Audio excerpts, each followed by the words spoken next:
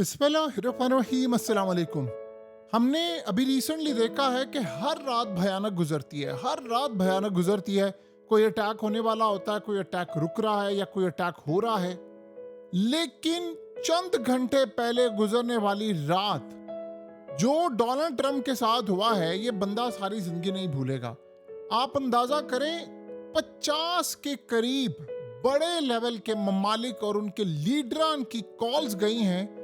खित्ते में, पूरे वर्ल्ड में फोन घुमाए गए हैं, ट्रंप को कॉल गई हैं, धमकियां लगी हैं। वो सिनेरियो हुआ है जिसका तसव्वुर भी नहीं किया जा सकता। अब ये कॉल्स किनकी थी जिसके बाद डोनाल्ड ट्रंप को आकर ऐलान करना पड़ा है कि मैंने जो ईरान की बिजली घर उड़ाने थे, जो पानी उड़ाना था, जो फैसिलिटीज उड़ानी थी, वो तमाम के तमाम हमलों को मैं फिलहाल मनसूख कर रहा हूं और मैं चाह रहा हूं कि ईरान के साथ कोई मुआहिदा हो जाए। उन्होंने कहा कि अगर मुआहिदा हो जाता है तो फिर ये हमला नहीं होगा। जिसके बाद इजराइल में खलबली मची हुई है, इतनी खलबली मची है कि कल डोनाल्ड ट्रंप ने पहले ऐलान किया है कि पूरे मिडल ईस्ट से तमाम शहरी निकल जाएं, और उसके बाद अचानक ये सूरत हाल। अब आप ये अंदाजा करें कि ये मामला है क्या, कौन सी कॉल्स थी जिसने पूरे के पूरे वर्ल्ड को हिलाकर राख का ढेर बना दिया। असल में ईरान ने कल खित्ते के ममालिक को कॉल्स की, मैसेजेस दिए, यूरोपियन लीडर से बातचीत हुई, तुर्की से हुई, पूरे खित्ते में लीडरान से बातचीत हुई, अमेरिका को पैगाम दिया।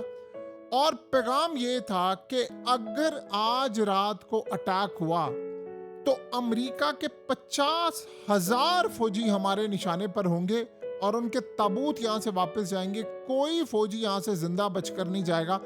हम इस जंग में इतना बड़ा हमला करेंगे, इतनी तबाही होगी, इतनी तबाही होगी कि अमेरिका के वहमो गुमान में भी नहीं होगी। हम वो तमाम हदें क्रॉस कर देंगे जो आज से पहले नहीं हुआ। और पूरे के पूरे खित्ते में जहां जहां से या पूरी दुनिया में जहां से भी अमेरिका के तैयारे उड़ेंगे, जिन अड्डों से भी, उन ममालिक की बिजली फना कर दिया जाएगा। सब कुछ वो इतनी बुरी तरह तबाह हो जाएंगे कि बिफोर और आफ्टर इमेजेस देखकर पूरे खित्ते को गजा बना देंगे। यानी जो गजा का हाल इजराइल ने किया है वो पूरे के पूरे खित्ते का हो जाएगा। और उसके अलावा यहां तक मामला आ गया था कि अगर बरतानिया ने जरा से भी मदद की तो बरतानिया पर भी ईरान के मिसाइलों की बारिश हो जाएगी। ये सूरत हाल थी। उसके बाद जो कॉल्स गई हैं वो फिर यूरोपियन लीडर्स की कॉल है। क्लियरली कह दिया गया था कि एक कतरा तेल का नहीं जाएगा। यहां तक जो मामला हुआ उसका आप तसव्वुर नहीं कर सकते कि कल रात जो डोनाल्ड ट्रंप के लिए गुजरी है, जो प्रेशर उसके ऊपर आया है, आप उसका तसव्वुर नहीं कर सकते कि उन्होंने कहा कि अब हम सरप्राइज इतना खतरनाक देंगे, इतना खतरनाक सरप्राइज देंगे कि पूरे रीजन के अंदर ये आज के बाद ये रीजन क्लियरली खत्म हो जाएगा और अमेरिका के 50,000 फौजी हम उड़ा देंगे और उसके अलावा इजराइल का भी सत्यानाश हो जाएगा। यानी ये खत्ते में वजूद ही नहीं रहेगा इसराइल का। अब अमेरिका के लिए सबसे बड़ा चैलेंज ये बना हुआ है कि उनको ये इंटेलिजेंस मालूमात मिल रही हैं कि चाइना और रशिया इस जंग में पार्टिसिपेट करने जा रहे हैं हर तरह से, और वह ईरान को हर तरह से उन्होंने खुली छूट दे रखी है कि आप अटैक करें। चाइना की जानिब से अमेरिका को वार्न किया गया, रशिया की जानिब से रातों रात ये फोन घुमाए गए, यूरोपीय लीडर्स को फोन घुमाए गए, खित्ते के ममालिक को फोन घुमाए गए, एशिया समेत पूरे वर्ल्ड में। और इतना प्रेशर कि आप अंदाजा नहीं कर सकते कि इसराइल इतना शदीद नाखुश है कि वो कह रहे हैं कि इस सूरत हाल के अंदर हमें सबसे बड़ा मसला पागलपन ये हुआ है कि ईरान और अमेरिका को अब टेबल टॉक पर आना पड़ेगा और सूरत हाल खतरनाक हो गई है और ये हमें किसी सूरत काबिल कबूल नहीं है। यानी आप उसका अंदाजा नहीं कर सकते कि क्या इस वक्त सर्टेनिटी है। और सबसे बड़ा चैलेंज यहाँ पर यह बना हुआ है अमेरिका के लिए कि अमेरिका के फौजियों को मारने की तलाश है। यानी उन्होंने टारगेट पर ले लिया था कि अमेरिका के 50,000, उन्होंने यहाँ तक कहा कि हमें पता है जिन बिल्डिंग्स में, जिन शेल्टर्स में, जिन जगहों पर तुमने छुपाया, और ईरान ने अपने सबसे खतरनाक मिसाइल निकाल लिए थे।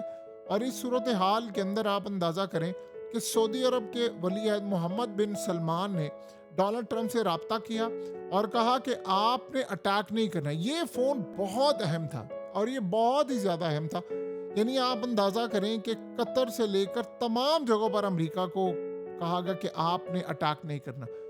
आप उसका तसव्वुर नहीं कर सकते कि अमेरिका के साथ क्या हुआ। जितना प्रेशर रात को अमेरिका ने फेल किया है, यानी अपने आप को मारने से पहले वो फेल हो गए हैं, और जो रात को प्रेशर उनको महसूस हुआ है वो दोनों अलग चीज़ें हैं। कि ट्रम्प ने कहा है कि ठीक है, मैं चाहता हूँ कि अब नए हॉर्मस खुले, तो उन्होंने कहा कि आप ठीक है बातचीत करें, मसला हल करें और टेबल टॉक पर आए, क्योंकि जो सूरत अगर ये अटैक कर देते तो सारे का सारा खिता अंधेरे में डूब जाना था, जिसका आप अंदाजा नहीं कर सकते। आप सोचें ईरान ने क्या किया। ईरान ने यहाँ तक ऐलान कर दिया कि ईरान आइंदा 2 सालों तक बदतरीन सूरत हाल का सामना करने के लिए तैयार है। ये ईरान ने क्लियरली कल रात को ऐलान किया।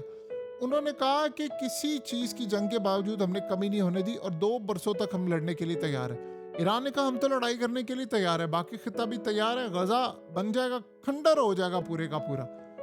इस वक्त सारी सूरत हाल का अंदाज़ा कर ले कि किस लेवल पर चला गया है मामला, कि ट्रंप को कल रात को घुटने टेकने पड़े हैं। और ये हमने आज से पहले इस तरह कर देखिए, पहले ट्रंप ने काफ़ी दफ़ा ये कहा कि ठीक है मैं अटैक करूंगा, मैं आज रात अटैक करने जा रहा हूँ, मैं कल कर रहा हूँ, परसों कर रहा हूँ, ये हमने देखा है। वो बैकआउट भी कर जाता है। हफ्ते इतवार इतवार यानी जुमे की रात को मार्केट क्लोज होने के बाद वो धमकी देता है, और इतवार तक वो करता था कि मार्केट ओपन हो तो ग्रीन हो। ये तो चले समझ आती है, ये क्या मजाक है। यानी ये जो सूरत हाल है वो तो क्लियरली समझ ना आने वाली है कि जो कल रात को वो तो इसराइल के साथ उनके पूरे प्लान बन चुके हुए थे कि हम क्या करेंगे क्या नहीं करेंगे। दूसरी सूरत हाल ये है कि जो इराकी मलेशिया ग्रुप थे उनकी उर्दन पर हमले की मंसूबाबंदी और उर्दन की जवाबी कार्रवाई की वार्निंग, इस तरह के मामला थे। तो पूरे का पूरा खिता आप ये सोचें कि जब अमेरिका ने कहा अपने शहरियों को कि आप मिडल ईस्ट छोड़ दें या फौरी तौर पर यहाँ से निकलने की तैयारी करें, तो आप सोचें कि कितने बड़े पैमाने पर तबाही यहाँ पर आ रही है। ये अब तक की सूरत हाल ये है कि ईरान ने अमेरिका को कहा कि हम लंबी लड़ाई के लिए इतना वसी मंसूबा हमने तैयार किया है कि अमेरिका को इतने पागलपन में मुब्तला कर देंगे कि अमेरिका खुद खित्ते से निकल जाएगा। ये रात की सूरत हाल थी। और आप ये सोचें कि डोनाल्ड ट्रंप को पीछे हटना पड़ा है। देखिए, इस जंग में बहुत बड़ा खतरनाक मरहला हो जाएगा, और इंडिया ने भी कितना ज़्यादा कल रात को पार्टिसिपेट किया है।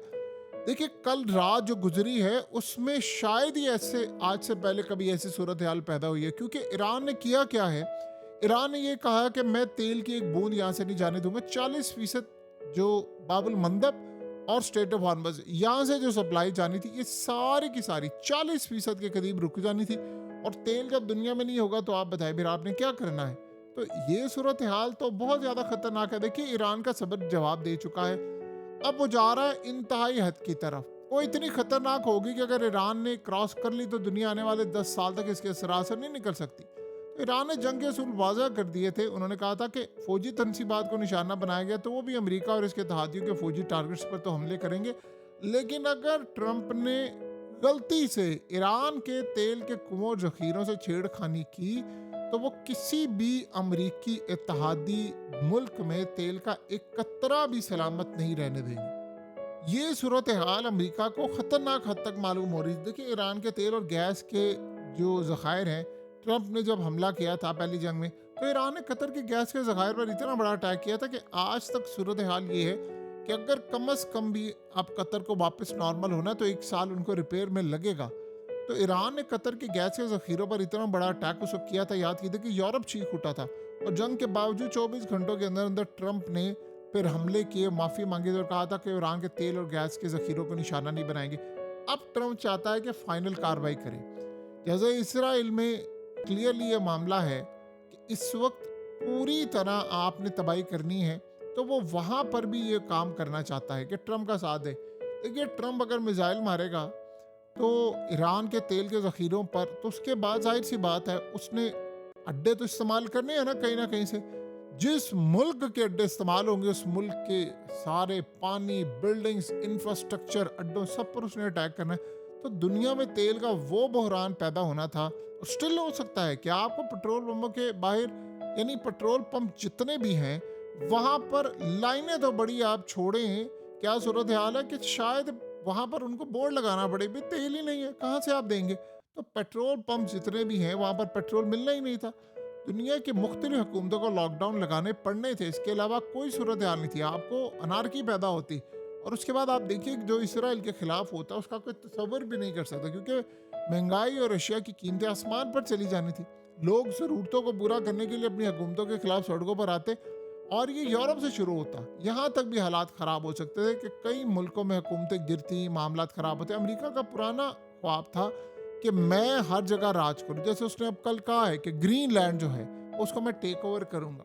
सो ये पागलपन कल रात होते होते रह गया कि जिसका तसव्वुर भी नहीं कर सकते।